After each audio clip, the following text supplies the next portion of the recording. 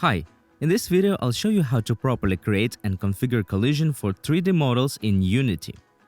We'll go over why default collision often work incorrectly, when Mesh Collider isn't the best solution, and how to create custom collision in Blender so everything works correctly and stays optimized.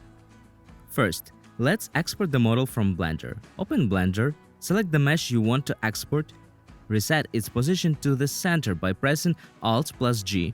Copy the name of the mesh, we'll need it later. Now go to File, Export FBX. Export directly into your Unity project folder.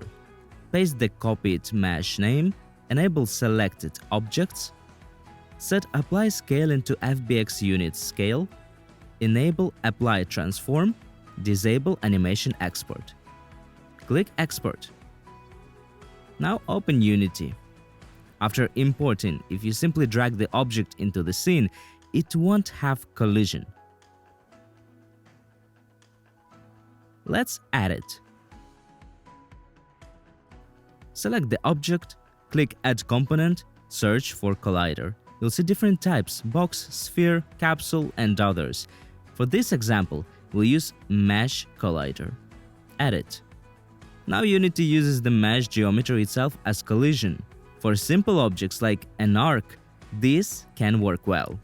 But for complex objects like a chair with many polygons, this is not optimized. If we enable convex, Unity generates a simplified convex shape. This works for objects without holes or concave areas. But if the mesh has openings or inward geometry, convex will give incorrect results.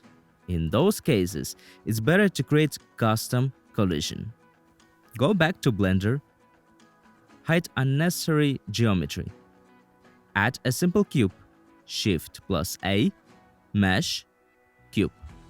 Now shape the collision. Hotkey G, Move, S for Scale, R for Rotate. Create a simplified shape for one armrest. To create the second armrest, press Shift+D to duplicate. In some areas, it's easier to switch to Edit mode. Select vertices, press Alt+Z to enable X-ray mode for easier selection. Adjust the geometry of the backrest.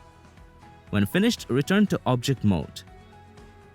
Hide the original chair mesh. Now, we need to combine all collision pieces into one object. Select them all and press Ctrl+J. After joining, press Ctrl+A all transforms to apply transforms and reset everything properly. Now rename the object, copy the original mesh name and add collision. Done. Export this object to Unity using FBX, the same way as before. Go back to Unity. Open the FBX file with the collision mesh and expand it. Select the main object. In the Mesh Collider component, drag the collision mesh into the mesh field. Now, Unity uses our simplified geometry as the collision. That's all. Thanks for watching. Bye.